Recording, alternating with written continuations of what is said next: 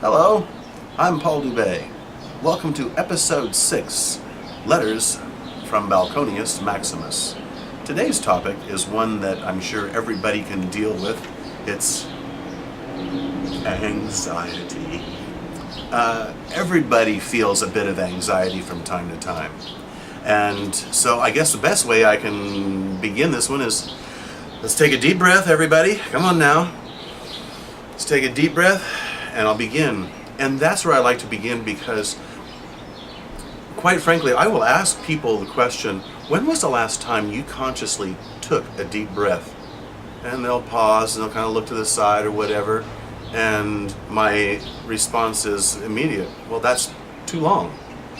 And so, if I'm asking you right now, and I am, when was the last time you took a deep breath? If you haven't done so in a while, or you can't recall the last time, please take a deep breath. Because that's what I'm going to do, because here I go as I address the topic of anxiety. You know, no matter how cool we all are, and we all are cool, but everyone has their moments of increased anxiety and concerns with life in general. It's kind of hard not to. But where do you draw the line between being legitimately concerned and then being anxious? Only you know that. It depends upon the individual.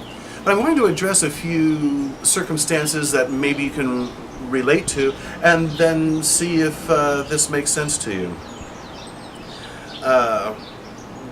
One of the telltale signs is when you just are, it's never one thing. It always builds up.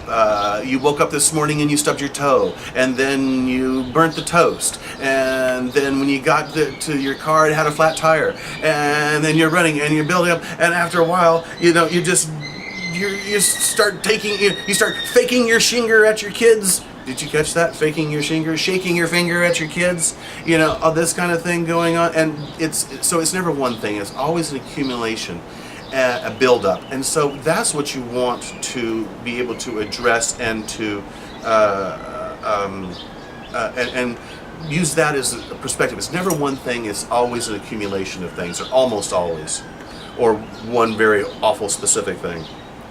But now, while modern medicine can address severe anxiety, the focus of this letter is to address stress and anxiety within your own abilities, and we all have them.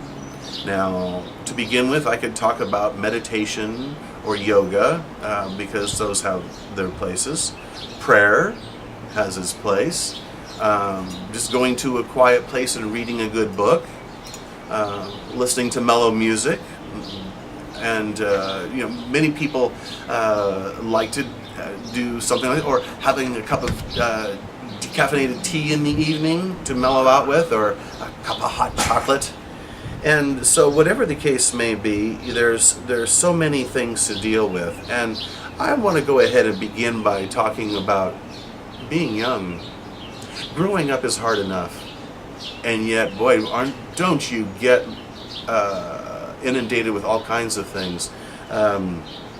In school, you have tests. I've meet so many people who say, I have test anxiety, or heaven forbid you experience bullying, and that's going to send your blood pressure and anxiety levels up. For test anxiety, take a deep breath. If you've done your job, then just do your best and forget the rest, as I like to say.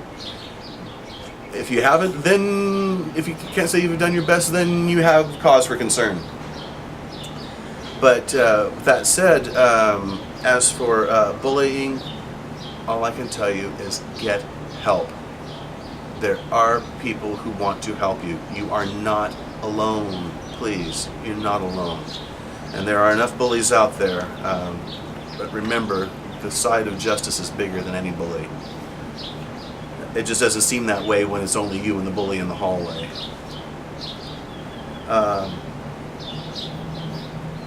I would go on then to talk about adults, because what are the adults mostly concerned about? Work. Gosh, there's so many things that can happen there. Harassment, a lot of stress, concern with meeting looming deadlines, this kind of thing, and again it builds up. You know, you can only do so much. That's why I like the expression, eat your elephants one bite at a time. You know, don't bite off more than you can chew. You just do what you can and take it from there.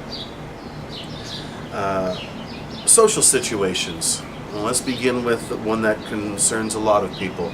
There's a lot of good law enforcement out there, and then there's some not so good law enforcement. If you're being stopped, the smartest thing that you can do is to rest your hands on the steering wheel and make it very clear to any officer that you pose no threat, and then follow the instructions and ask you, may I, my license and registration, or my registration's in the glove compartment. May I please reach for it? I will do so slowly. And I think you'll find that a tense situation can be diffused. Because please remember, there are, I'm sorry to say, there's good and bad in every profession, but remember, there are good law enforcement officers out there. I often hear concerns about going to the dentist or to the doctor. Sometimes, depending upon what you're doing, anxiety medicine may be needed to help calm, to be taken before your appointment to deal with stress. But you can, but that you work out with your doctor. One that surprises me, but it gets to a lot of people, is, I don't know about my mechanic. Well, there are lots of good mechanics out there too. Find one, please. To kind of bring things to a conclusion, in terms of dealing with stress, I would like to share with you that, of course, in life, you know, there's marriage issues add to stress. If you're dating, there's always stress there. Love is stressful, folks. A friend of mine once told me that, and I said, really? Love is stressful? And upon reflection, yes, it is. And so it's wonderful, but it can be stressful. So hang in there with that one, please. And then, of course, problems with the kids, and then the marriage, and then you can be surrounded by people but still feel lonely. And all those add to your stress factors. I remember once seeing one of my favorite characters on TV, MASH, Frank Burns. He got a letter from his wife. Wasn't a very good letter, I won't get into it, but his bunkmates are asking, everything all right, Frank? And he says, yes, the crabgrass is in bloom, and the cat had puppies, and then he just loses it. He rips up a pillow and goes off. And ultimately, no matter how you deal with things, I think there's a couple things to remember. First of which is advice that my dad once gave me one time when I was going through a very tough time. Doesn't matter what I was bent out of shape. I was bent out of shape, and Dad gave me a hug like only a dad can do, and he said, don't take life too seriously. You're not going to get out of it alive. And that is so true. So, to bring this to a conclusion, I would just say, please, hold on a second while I do this. Please, take a deep breath, drink plenty of fresh, purified water. Nothing better.